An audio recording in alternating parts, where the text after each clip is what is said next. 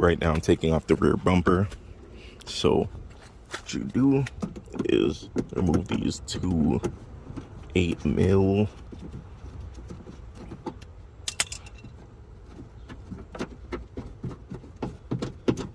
there's one on each side, hence why I said two.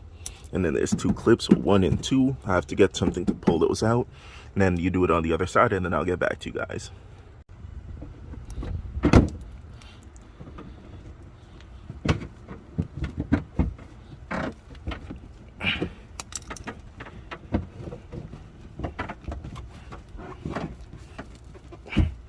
Just have to move this because pulling the bumper off, it's gonna catch.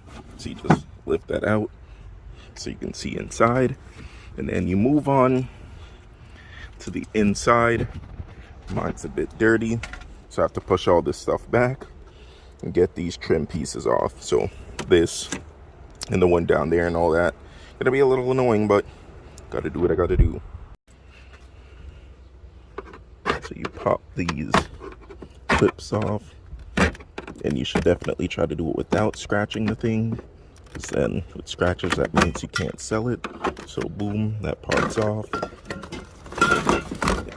I don't remember how many there are, but let me finish cleaning out this thing and digging into it. So you remove these little plastic things. They're 10mm. There's 4 of them, so 2 here and 1 like right there. You can see the little hole. So I'll get back to you guys when that's done. Correction, there's 6, so 1, 2, 3 on each side. I don't know how I overlooked that, but yeah. Boom, pop those off, and then lift this plastic thing off.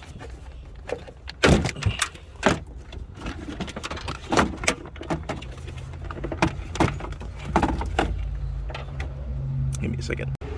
And then once you lift that up, there are these clips right here that you have to pop up. Boom. And it just flew. Oops, dropped my screwdriver down there. So, and then there's these one here on the other side too. I think that's it. So let's check and see, where did I put that tool? Yeah, I'll get back to you guys. There's 2 T25s, one here, and then you pop this up after you loosen, like you lift this forward, pop it up. And then there are 3 13s here. So you loosen these 3.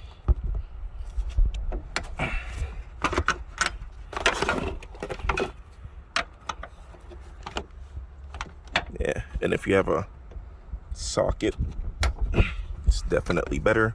But yeah, loosen the 3 on each side and then pop the bumper forward. So I'll get back to you guys in a few minutes.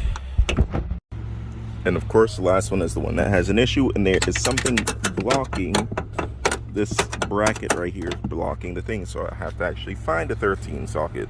So I'll be back. If you guys had smell-o-vision, you'd die. The smell from the trash is very rancid. But yeah, as you guys can see, the bumper is coming off now. So boom, and then I just have to disconnect the sensors, and then that's that. But it really is like a 5 to 10 minute process to take off the rear bumper on these things. So yeah, get back to you guys in a second just to see the bumper off, I guess. So yeah, so if you have the parking like distance thingy, there are like prongs that you need to loosen. Let me see if I could see it from here. So you like push the prongs off to the side.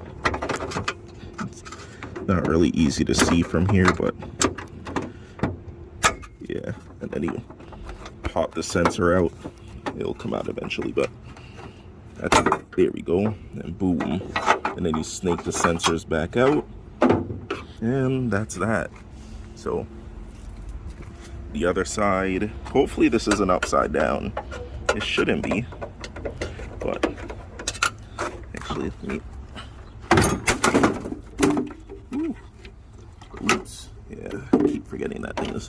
there, but here we go. Well, oh, actually the whole sensor thing popped out. So, damn it, I broke the bumper. But yeah, luckily it wasn't the trim or anything that I actually need for the customer. So yeah, the bumper is literally like 60 pounds. That thing is very, very heavy. But yeah, it's off now, and we're done for right now. Now I just have to see when the guy's coming to get it, and then that's that. Thanks for watching. Like, comment, and subscribe, and I'll get you guys in the next one, where we'll be probably taking off the lug adapters, or whatever it's called, or the stud adapter, the rotors, more of the interior, the mirrors, stuff like that. And then yeah,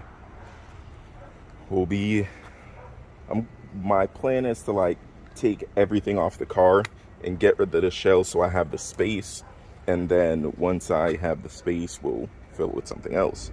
So peace. Thanks for watching. Like, comment, and subscribe. And you already know, bro. Drink water, motherfuckers.